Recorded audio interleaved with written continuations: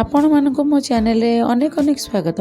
आज आपण मानक संगे शेयर करबा पई नै कि आछि मिठा पलौ। पूजा व्रत रे एटा बनेकी खाइ परिबे। एटा खाइबा पई एते सुआदिया लागिबो, साइड रे किछि तरकारी मध्ये दरकार पड़िबोनी। एई स्टाइल रो सॉफ्ट आ खिला खिला मिठा पलौ बनेबा पई वीडियोटी को प्रथम रु शेष पर्यंत देखंतु। एमिति नुआ नुआ रेसिपी देखिबा पई चाहुथिले चैनल को सब्सक्राइब करनियंतु। तो चलंतु स्टार्ट करने बाजरो रेसिपी। मिठा पलौ पई प्रथम मुठी गोटे ग्लास गोविंद भोग अरुआ चाउल नहीं ताको पानी दे 2 रु 3 थर धोईकी नहीं आसी।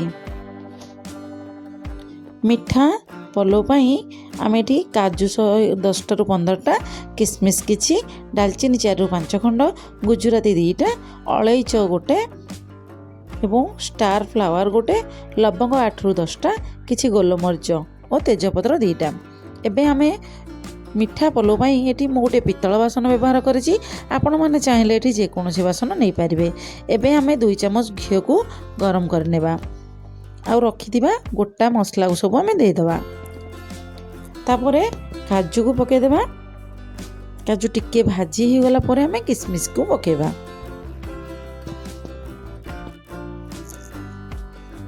देखो किसमिस को आम दे देले। ये सब टिके भाजी हो गला परे जो चाउल को आम धोईकी रखी ताको पके देबा।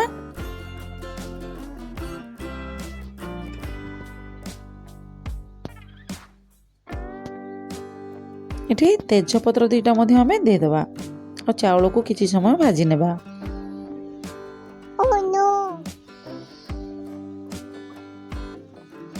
चाउल को एठू 2 मिनिट भाजीबा परे एथिरे मु हाफ चम्मच दालचीनी गुंड देइछि। तापरे आमे एको भलो भाबरे मिक्स करनेबा।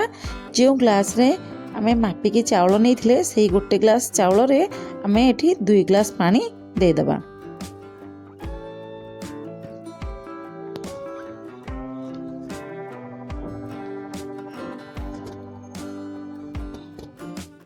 दो ग्लास पानी आमे देला परे एथरे मु हाफ कप चीनी नेइछि। आपण माने आपणकर स्वाद अनुसार मिठा कम बेसी करि परिबे।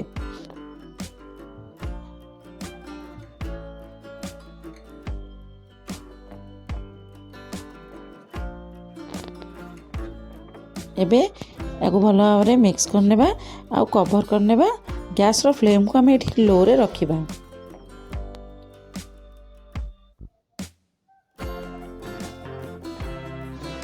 एबे स्वाद अनुसार लुण दे देबा।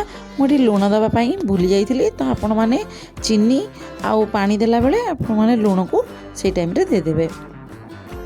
देखंतु एबे हमें याकू आउ 15 मिनिट कवर करी छाड़ी।